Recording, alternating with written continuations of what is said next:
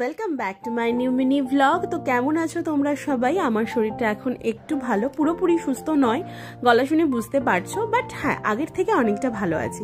তো চলো আজকে একটা বিশেষ দিন তোমাদের সাথে শেয়ার করি। আজকে হচ্ছে কার্তিক পুজো অ্যাজ ওয়েল অ্যাজ আমার বাপির বার্থডে। প্রত্যেক বছর কার্তিক পুজোটা আমার কাছে একটা অনুষ্ঠানের মতো ছোট্টবেলা থেকে, নট অনলি বিয়ের পরে তো এই কার্তিক ফেলার একটা রিচুয়ালস থেকেই যায়, সবার বাড়িতেই হয়। তো তোমাদের কার কার বাড়িতে কার্তিক পড়েছে অবশ্যই আমাকে জানিও।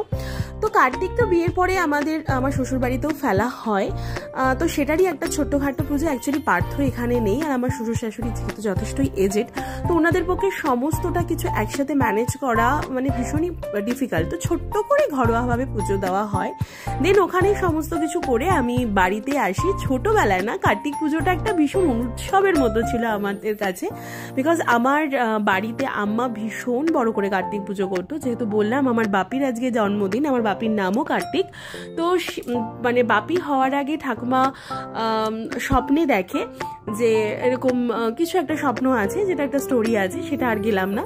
তো সেই তারপরেই বাপি হয় এবং বাপির নামও কার্তিক রাখে। তো সেই কারণে একটা ভীষণ উৎসব, হই হই করে বাজি ফাটানো, পাড়ার প্রচুর লোক খেতে আসতো। এই সময়ের সাথে সাথে এই দিনগুলো ফেড হয়ে যায়, কিন্তু এই স্মৃতিগুলো থেকে যায়। তো সেই কারণে আমাদের বাড়িতেও এই দুদিন নিরামিষই খাওয়া হয়। কোন প্রথম দিন কার্তিক পুজো, তারপরের দিন বরের হাঁড়ির ভাত, এই সমস্ত থাকে। তো কখনোই না বাপির জন্মদিনে কেক কাটা বা এই সমস্ত হয় না। আর আগেকার দিনে কেক ফেক কোথায় বা কাটতো। তো আমার বাপি চায়ের সাথে কেক খেতে, মানে ফ্রুট কেক যেগুলো হয় সেগুলো খেতে খুব ভালোবাসে।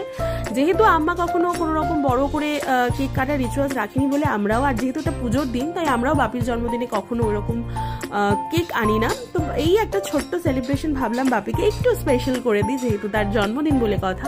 সেই মানুষটা আমার জীবনটা এত সুন্দর, এত মানে বাপি ছাড়া আমার জীবনটা কখনো মানে এতটা সুন্দর হতে পারতো বলে আমার মনেই হয় না, এখনো স্টিল নাও।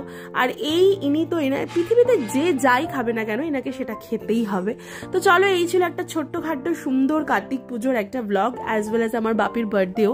তোমরা কারা কারা কার্তিক পুজো কিভাবে কাটালে অবশ্যই আমাকে জানিও। দেখা হবে নেক্সট ভিডিওতে। টাটা।